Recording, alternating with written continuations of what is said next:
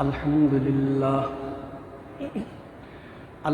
لله نحمده ونستعينه ونستغفره ونؤمن به ونتوكل عليه ونعوذ بالله من شرور أنفسنا ومن سيئات أعمالنا من يهده الله فلا مضل له ومن يضلله فلا هادي له أشهد أن لا إله إلا الله وحده لا شريك له ونشهد أن سيدنا ومولانا نبينا وشفيعنا وحبيبنا وطبيبنا سيدنا ومولانا وملجأنا محمدا عبده ورسوله بالهدى ودين الحق أرسله صلى الله تعالى عليه وعلى آله وصحبه وبارك وسلم أما بعد فأعوذ بالله من الشيطان الرجيم بسم الله الرحمن الرحيم وإذ قالت الملائكة يا مريم إن الله اصطفاك وطهرك واصطفاك على نساء العالمين يا مريم اقنتي لربك واسجدي واركعي مع الراكعين آمنت بالله صدق الله مولانا العظيم وصدق رسوله النبي الكريم ونحن على ذلك لمن الشاهدين والشاكرين والحمد لله رب العالمين.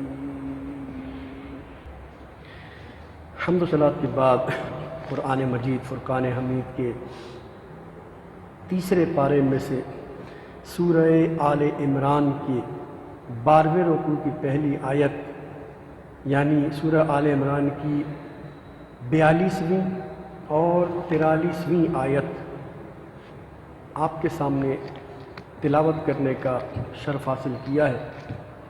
اللہ تبارک و تعالیٰ سے دعا ہے کہ وہ مجھے اس آیہ مبارکہ کے حوالے سے حق کہنے، آپ کو سن کر سمجھنے، یاد رکھنے اور اس میں سے حاصل ہونے والی گفتگو کے ذریعے اپنے عقائد، اپنے اعمال، اپنے معمولات کی اصلاح کی توفیق رفیق مرحمت فرمائے. وما توفیقی الا باللہ العلی العظیم. الحمدللہ گزشتہ کئی نشستوں سے ہم امثال القرآن کے حوالے سے گفتگو سماعت کرتے چلے آ رہے ہیں. آج بھی انشاءاللہ ہم اسی سلسلے کو مزید آگے بڑھائیں گے. گزشتہ نشست میں ہم نے حضرت بی بی مریم رضی اللہ تعالی عنہا کے حوالے سے قرآن کریم میں جو مثال بیان فرمائی تھی اس پر ہم نے گفتگو کی تھی. تو اس میں چونکہ بات مکمل نہ ہو سکی تھی اس لیے آج ہم اس سلسلے کو مزید آگے بڑھائیں گے. چنانچہ امثال القرآن کی 19ویں نشست کے ساتھ آج 5 نومبر 2021 بمطابق 29 ربیع الاول 1443 ہجری ہم نے گفتگو میں یہ سنا تھا کہ حضرت بی بی مریم کی والدہ حضرت حنہ نے آپ کو بیت المقدس کی خدمت کے لیے وقف کر دیا تھا، اور چونکہ آپ ایک پاک گھرانے سے تعلق رکھتی تھیں، عبادت گزار پرہیزگار گھرانے سے تعلق رکھتی تھیں، تو اللہ تبارک و تعالیٰ نے آپ کو بھی پرہیزگاری، پاکی ستھرائی، دینی سمجھ بوجھ عطا فرمائی۔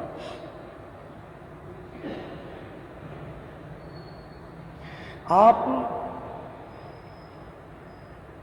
اللہ تبارک و تعالیٰ کی بارگاہ میں اتنی برگزیدہ ہوئی کہ اللہ تبارک و تعالیٰ نے آپ کے ذریعے ایک عظیم الشان کام لیا۔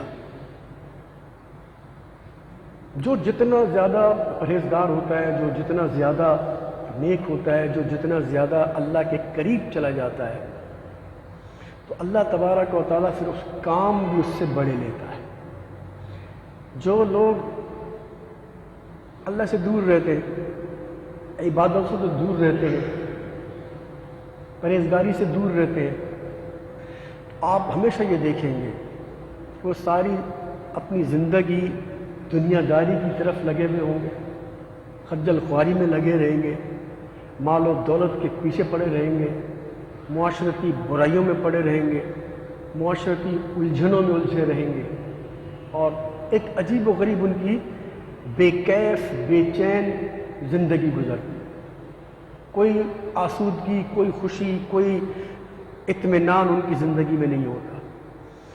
اچھا، اس کے برعکس جو لوگ اللہ کے جتنا قریب ہوتے چلے جاتے ہیں، اللہ کی فرض کی گئی عبادات کے ذریعے، اللہ کی خوشنودی کے لیے نوافل کی ادائیگی کے ذریعے، تلاوت قرآن جو ہم آج کے ماحول کے حوالے سے بات کر رہے ہیں، تلاوت قرآن کے حوالے سے، سنتوں پر عمل کے حوالے سے، نبی صلی اللہ علیہ وسلم کی سیرت پر عمل کرنے کے حوالے سے، قرآن کے وہ بڑے بڑے احکامات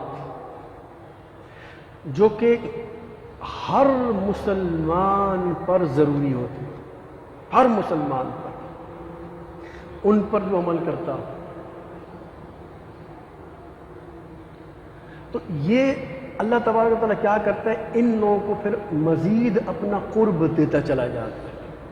مثلا اس کو یوں سمجھیں کہ جو بندہ فرائض کی پابندی کرتا ہوگا 5 وقت کی، اچھا اب 5 وقت کی نماز میں اگر وہ فجر کی نماز میں 2 سنت 2 فرض پڑھتا ہے، ظہر کی نماز میں 4 سنت 4 فرض 2 سنت 2 نفل، اسی طرح عصر کی نماز میں 4 سنت 4 فرض، اسی طریقے مغرب کی نماز میں 3 فرض 2 سنت 2 نفل، عشاء کی نماز میں 4 سنت 4 فرض 2 سنت 2 نفل 3 وتر 2 نفل۔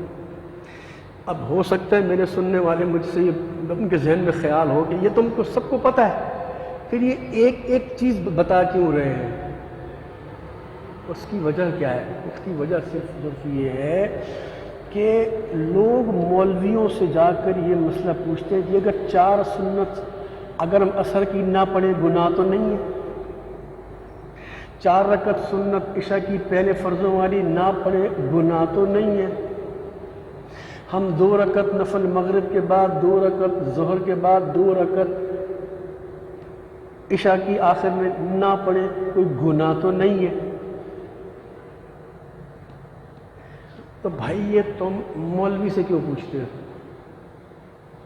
اپنے آپ سے پوچھو نا بھائی، اپنے آپ سے پوچھو۔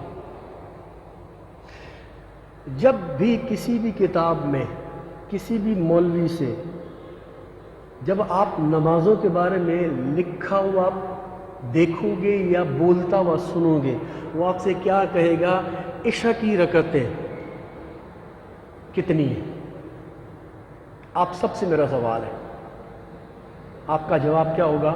17 رکعت۔ کیا کسی کو 13 رکعت بولتے ہوئے سنا آپ نے؟ آپ کسی سے پوچھیں جی عصر کی کتنی نماز ہے، کیا کسی کے منہ سے آپ یہ سنو گے 4 رکعتیں؟ وہ کتنی کہے گا؟ 8 رکعتیں۔ صحیح کہہ رہا ہوں میں؟ وہی بات کہہ رہا ہوں نا جو آپ کے دماغوں میں ہے، ذہنوں میں ہے۔ تو بھائی جب شریعت نے ایک مقدار مقرر کر دی ہے، پھر میں اور آپ سوال جواب کرنے والے کون ہیں؟ اچھا، اللہ نے ہمیں 17 رکعتیں دے دیں کہ 17 رکعتیں پڑھو، کم کرنے والے میں اور آپ کون ہیں؟ ایک سوال ہے، اپنے آپ سے پوچھو، میں کون ہوتا ہوں 17 کی جگہ 13 پڑھنے والا؟ میں کون ہوتا ہوں 8 کی جگہ 4 پڑھنے والا؟ اور اب مزے کی بات یہ ہے، میں اللہ کی دیوی ذمہ داری تو آدھی کروں اور ثواب پورے کی امید رکھوں؟ بے وقوفی ہے؟ اپنے دل سے پوچھو، مجھ سے مت پوچھو، اپنے دل سے پوچھو۔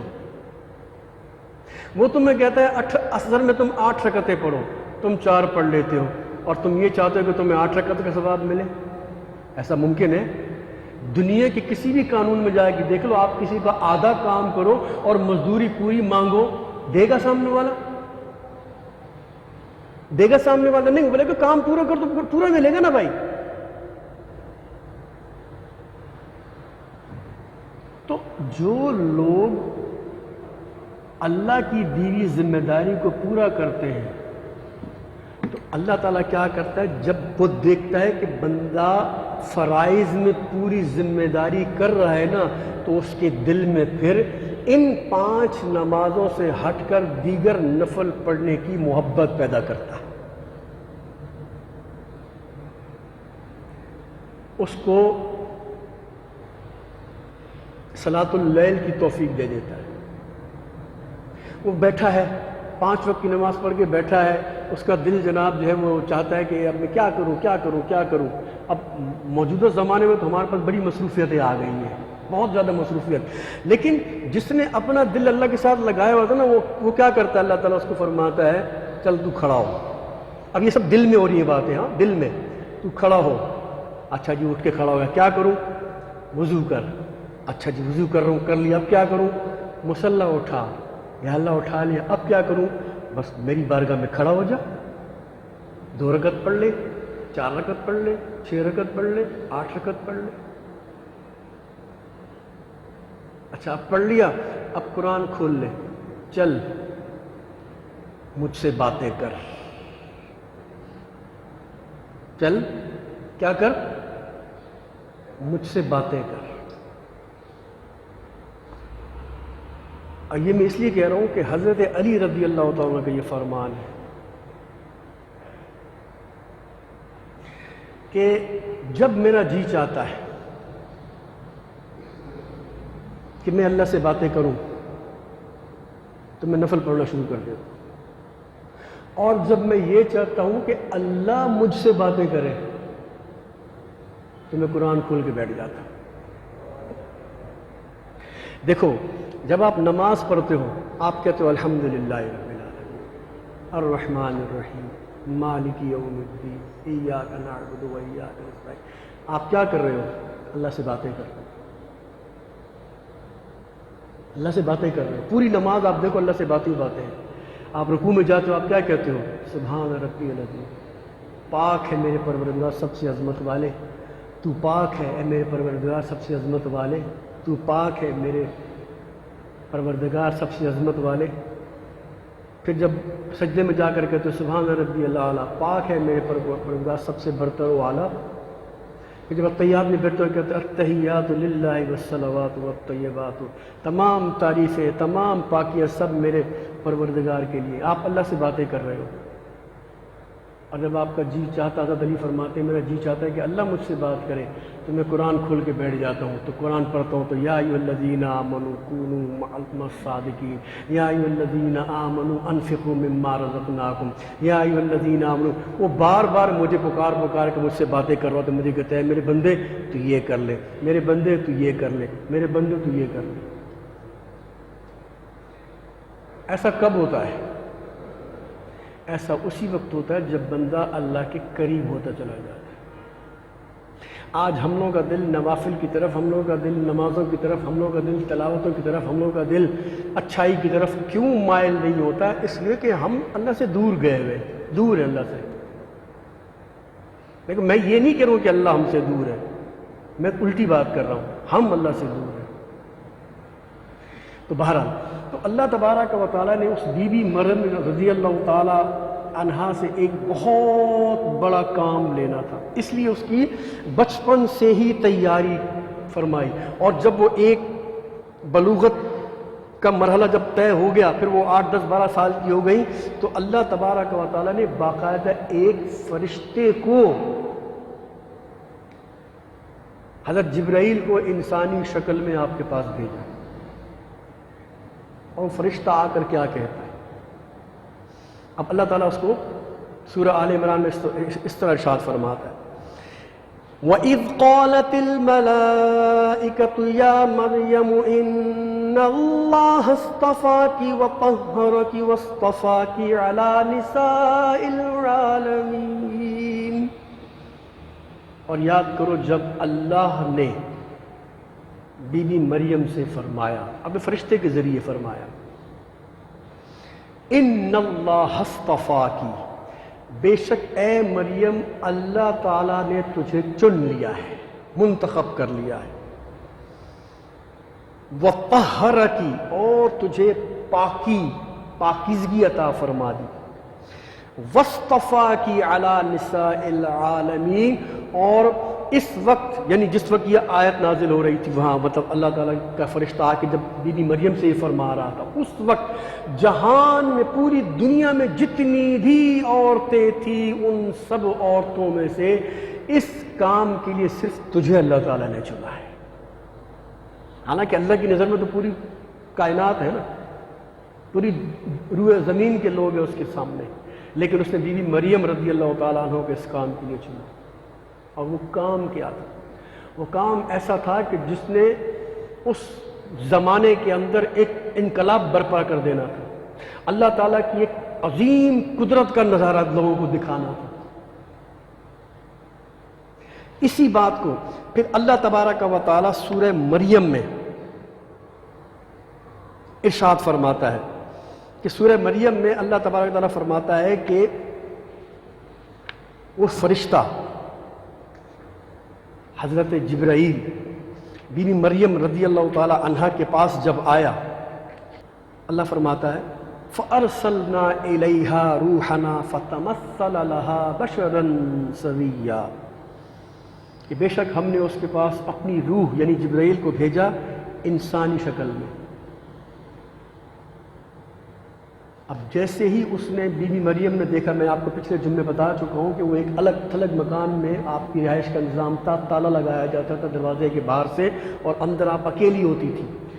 اب اس بند دروازے کے اندر جب بی بی مریم نے ایک نوجوان شخص کو دیکھا، کوئی چیخنا چلانا کچھ بھی نہیں کیا، آپ نے کیا فرمایا؟ قالت انی اعوذ بالرحمن منک ان کنت تقیا، کہ اے آنے والے میں تجھ سے اللہ کی پناہ مانگتی ہوں، اللہ کی پناہ مانگتی ہوں اگر تو ڈرتا ہے اللہ سے تو۔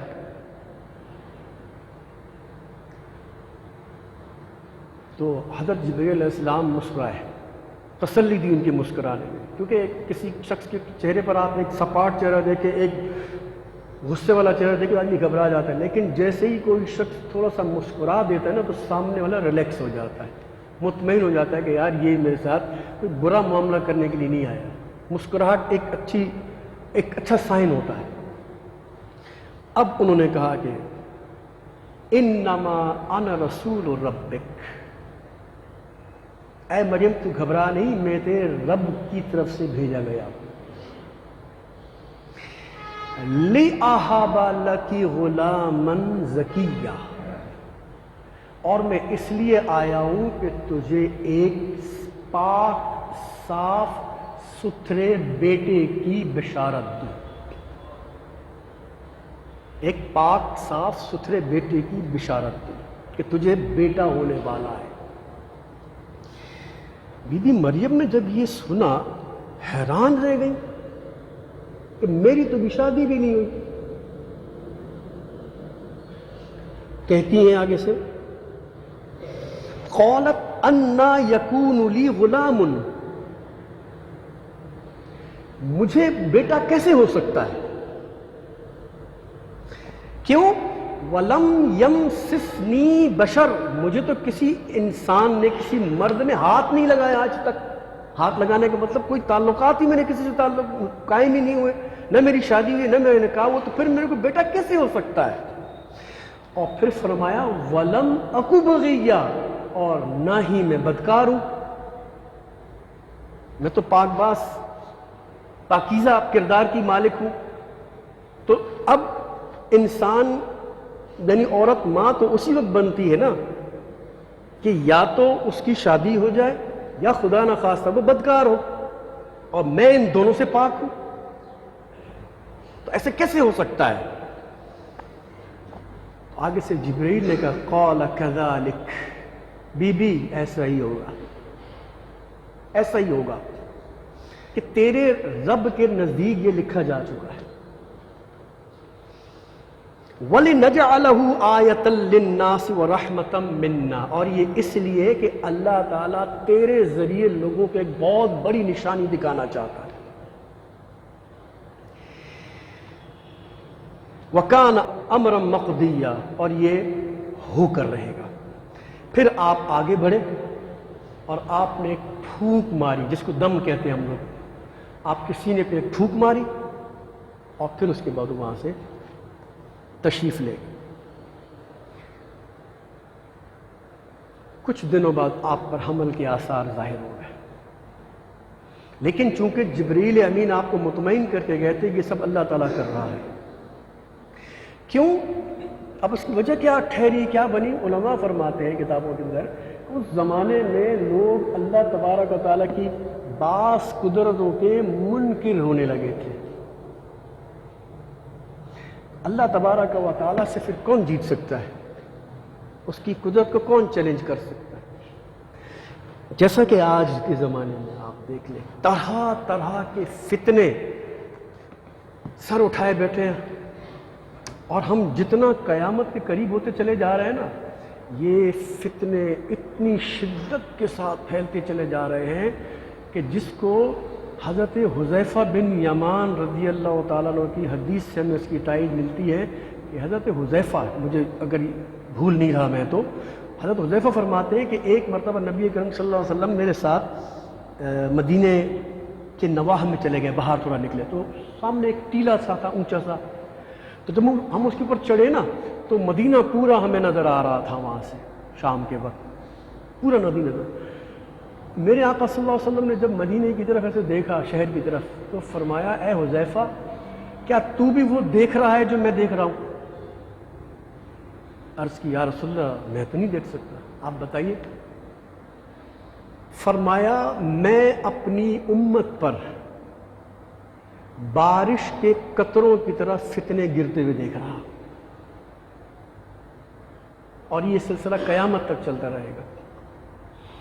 تو آپ میں سے جو بھی اسلامی تاریخ کو جانتا ہو، نبی اکرم صلی اللہ علیہ وسلم کے وفات سے پہلے بھی اور اس کے بعد بھی، اس کے بعد بھی، اس کے بعد بھی، آج بھی اور قیامت تک جو بھی تاریخ جانتا ہے اور جو بھی قیامت کی نشانیوں کے حوالے سے جو بھی جانتا ہو، آپ دیکھیں گے امت مسلمہ مسلسل فتنوں کے اندر پھنسی ہے، مسلسل فتنوں میں پھنسی ہے،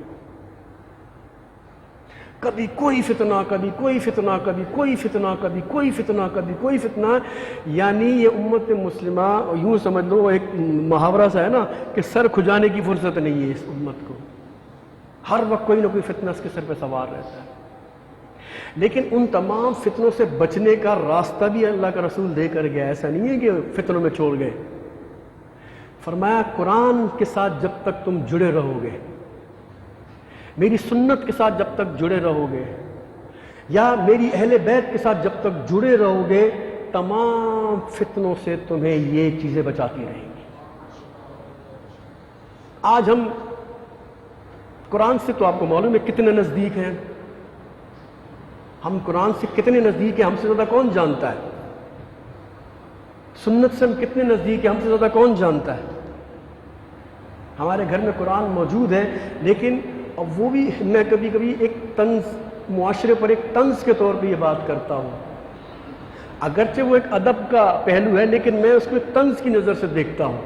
وہ کیا کہ ہمارے گھر میں جتنی بھی کتابیں ہوں گی وہ اوپن پڑی ہوئی ہوں گی, کھلی پڑی ہوئی ہوں گی, یا ہمارے ریکس کے اندر پڑی ہوئی ہوں گی, ہماری شیلف کے اوپر بڑے طریقے سے پڑی ہوں گی. واحد قرآن کو ہم کھول کے نہیں رکھتے, ہم اس کو بھی لحاظ میں باندھ کے گانٹھیں مار کے رکھتے ہیں کہیں کھلی نہ جائے. یہ میں چوٹ کر رہا ہوں, کہیں بھولے بھٹکے سے کوئی پڑھ نہ لے.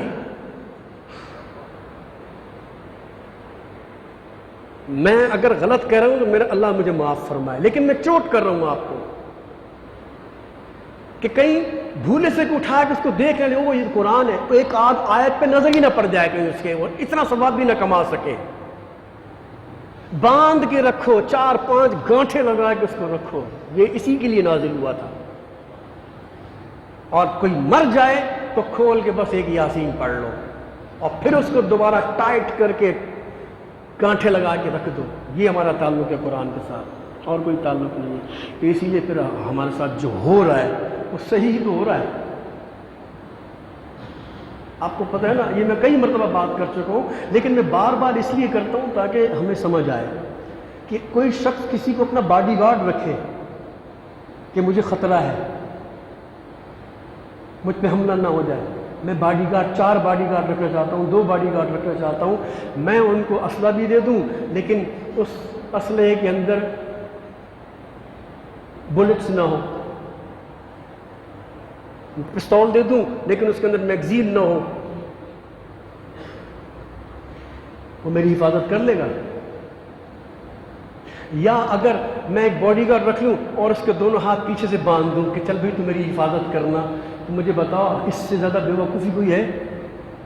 کوئی باڈی گارڈ کو باندھ کے رکھے گا اپنے ساتھ؟ نہیں. تو قرآن تو تمہاری بیماریوں کا, تمہاری بے برکتیوں کا, تمہاری نحوستوں کا, تمہاری جو ہے وہ گھر کے اندر بیماریوں کا, رنج و غم کا مداوا تھا, علاج تھا. تم نے اسی کو ہی باندھ کے رکھ دیا. اب اپنی برکتیں کیسے دے آپ کو؟ نہ تمہارے منہ پہ قرآن ہے, نہ تمہارے دل میں قرآن ہے, نہ تمہاری پڑھائی میں قرآن ہے, کچھ بھی نہیں ہے. تو ایسے تو کام نہیں چلتا نا میرے بھائیوں. ضرورت اس بات کی ہے کہ ہمیں قرآن, ٹھیک ہے ہمیں سمجھ نہیں آتا, کم سے کم یار اس کی تلاوت کر کے کچھ ثواب تو اکٹھا کریں اپنے پاس, وہ بھی نہیں. بہرحال تو اللہ تبارک و تعالیٰ نے بی بی مریم کے ذریعے پھر یہ معاملہ کیا کہ آپ کو بغیر کسی انسان کے چھوئے آپ کو حمل ہوا اور آپ کے گھر میں حضرت عیسیٰ علیہ نبینا علیہ الصلوۃ والسلام کی ولادت. فتنہ اس وقت کیا تھا وہ میں بتانا, میں باتوں میں رہ گیا کہ اللہ تعالیٰ کی قدرتوں پر لوگ سوال اٹھائیں لگے. ایک فتنہ اتنا جڑ پکڑ گیا لوگوں کے اندر, دماغوں میں آ گیا کہ جب تک نر اور مادہ آپس میں نہیں ملیں گے تب تک تیسرا جنم نہیں ہو سکتا. اور وہ فتنہ اس حد تک لوگوں کے دماغوں میں گھس گیا کہ انہوں نے یہ تک کہنا شروع کر دیا اللہ چاہے تب بھی نہیں ہو سکتا.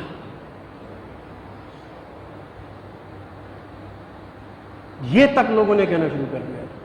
یہ تک لوگوں کے دماغوں کے اندر جو ہے نا وہ خناس شیطان نے بھر دیا تھا کہ اللہ بھی چاہے تو جب تک نر اور مادہ کا ملاپ نہ ہو تو تیسری جو ہے وہ جنریشن پیدا نہیں ہو سکتی. اب یہ چیلنج کس کو تھا؟ اللہ تعالیٰ کو. حالانکہ اس کا جواب موجود ہے. اگر اللہ تبارک و تعالیٰ عیسیٰ علیہ السلام والا معجزہ اگر نہ بھی دکھاتا تب بھی اس کا جواب ہے. کیوں؟ اس لیے کہ اللہ تبارک و تعالیٰ نے آدم علیہ السلام کو ماں اور باپ کے بغیر پیدا کیا.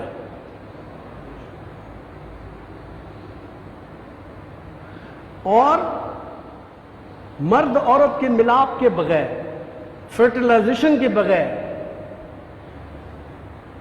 یا سپرم کے بغیر اللہ تبارک و تعالیٰ نے بی بی حوا رضی اللہ تعالی عنہا کو مرد میں سے پیدا کیا.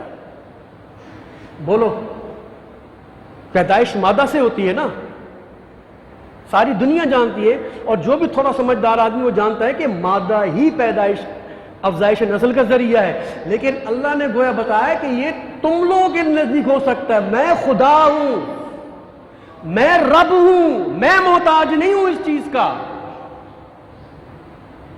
یہ قانون تم لوگوں کے لیے ہے، میں قانون سے ورا ہوں، میں اوپر ہوں قانون سے، قانون میں بناتا ہوں، ہر چیز میری قدرت کے تحت ہے.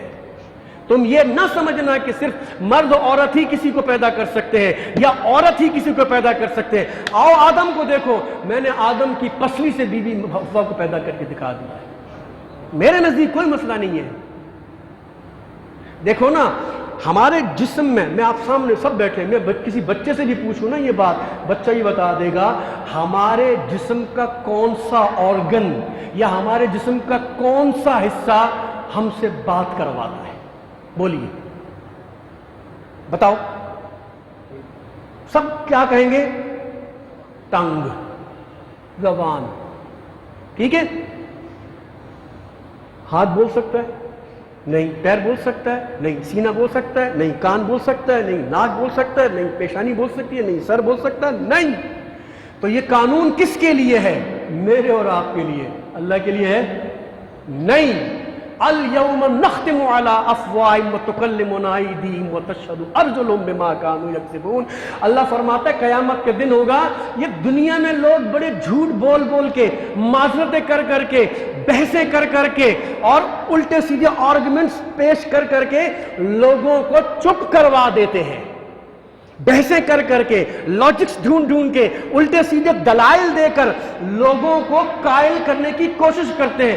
اللہ بندے کی اس صفت کو جانتا ہے، اس کی اس 420 کو جانتا ہے، اس کی اس چکر بازیوں کو جانتا ہے. اس لیے فرماتا ہے تم قیامت کے روز میرے پاس آؤ تو صحیح، میں تمہاری زبانوں پر مہر لگا دوں گا، تمہارے ہاتھوں کا بولوں گا، بتاؤ کیا کیا تھا. میں تمہارے پیروں سے پوچھوں گا، گواہی دو یہ تم کو کہاں کہاں لے کے جاتا تھا. تم زبان پہ تو قابو رکھ سکتے ہو، ہاتھوں پہ کیسے رکھو گے؟ کہ تمہارے ہاتھ بول رہے ہوں گے، وہاں پہ ہاتھ بول رہے ہوں گے. اب اگر کوئی شخص کہے یہ کیسے ہو سکتا ہے؟ ارے بھائی، جو رب اس چھوٹے سے ٹکڑے اس کو بولنے کی طاقت دے سکتا ہے تو اتنے بڑے کو نہیں دے سکتا؟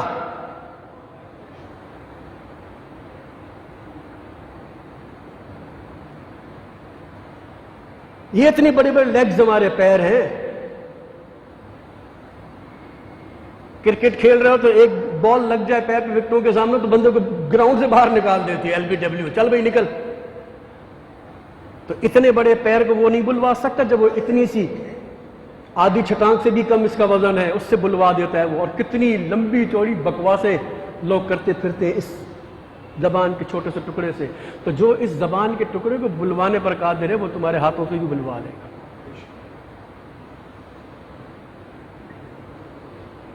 وقت کا بڑا مسئلہ رہتا ہے میرے پاس، اب میں کیا کروں، وقت ختم ہو جاتا ہے. بہرحال تو اللہ تبارک و تعالی نے بی بی مریم کے ذریعے بغیر مرد کے انسان کو پیدا کر کے بتا دیا، اور انسان بھی ایسا پائے کا، ایسا معجزہ کہ جو پیدا ہوتے ہی ماں گود میں لے کر جب لوگوں کے پاس آتی ہے، لوگ کہتے ہیں یہ کیا، تیری تو شادی نہیں ہوئی، نہ تو بدکار ہے، یہ بچہ کہاں سے آیا؟ فاشارت الیہ. آپ نے فرمایا مجھ سے مت پوچھو، اس سے پوچھو. انہوں نے کہا کیف نکلم من کان فی المہد صبیا، یہ گود کا بچہ کیسے بات کرے گا؟ تو وہ گود کا بچہ عام بچہ تو تھا نہیں، گود میں کہنے لگا انی عبد اللہ، میں اللہ کا بندہ ہوں. آتانی الکتاب، مجھے اللہ نے کتاب دیے، وجعلنی نبیا، اور مجھے نبی بنایا ہے. بہرحال اس پہ ایک الگ بحث ہے، وہ اس میں ابھی وقت نہیں ہے میرے پاس اپنا بحث کرنے کا، لیکن کہنے کا مطلب یہ ہے کہ اللہ تبارک و تعالیٰ نے پیدائش کے جتنے طریقے ہو سکتے ہیں وہ سارے کر کے دکھا دیے ہیں. لوگوں قوانین، لوگوں رولز تم لوگوں کے لیے ہے، میرے لیے کچھ نہیں ہے. میں چاہوں مرد عورت کے ملاپ سے انسان کو پیدا کروں، میں چاہوں صرف عورت سے انسان کو پیدا کروں، میں چاہوں تو مرد سے بھی انسان کو پیدا کر دوں، اور اگر میں چاہوں تو کچھ بھی نہ ہو پھر بھی انسان پیدا کر دوں. چاروں طریقے دکھا دیے اللہ تعالیٰ نے، چاروں طریقوں سے انسان میں پیدا کر.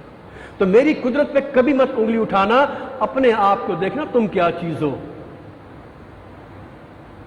هل اتى على الانسان حين من الدهر لم يكن شيئا مذكورا. میری قدرتوں پر حیران ہونے والے بندے، میری قدرتوں پر کیڑے نکالنے والے بندے، وَضَرَبَ لَنَا مَثَلًا وَنَسِيَ خَلْقَهُ، میرے لیے مثالیں بناتا ہے، اپنی پیدائش بھول گیا. کیا تھا تو؟ کیا تھا تو؟ ایک گندا قطرہ تھا. تجھے آج میں نے 5 فٹ کا، 6 فٹ کا، 8 10 فٹ کا، یہ جو تیرا قد کاٹ ہے تیرے کو بنا دیا. آج تو میری ہی قدرتوں پر اعتراض کرتا ہے. تیری حیثیت کیا ہے؟ تو کیا چیز ہے؟ ابھی مرے گا 4 دن بعد تیری قبر میں کیڑے پڑے ہوں گے، تیرے قریب کوئی نہیں آئے گا، میں سنبھالوں گا تجھے وہاں پر. ایک دن مرے گا، دوسرے دن سب ناک پکڑ کے کھڑے ہو گئے، جلدی کرو جلدی کرو جلدی کرو، بو آ رہی ہے بو آ رہی ہے بو آ رہی ہے. یہ تیری حقیقت ہے بندے. تجھے 10 منٹ گھر میں رکھنے پہ کوئی تیار نہیں ہوگا، نکالو اس کو.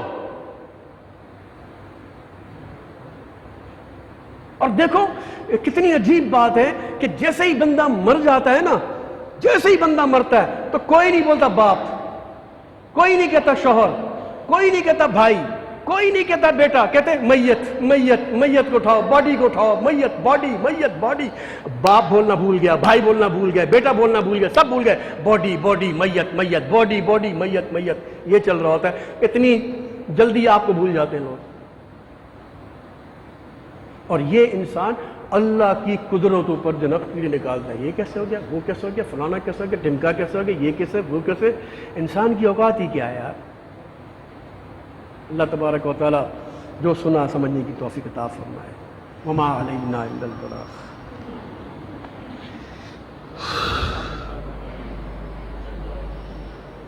اللہ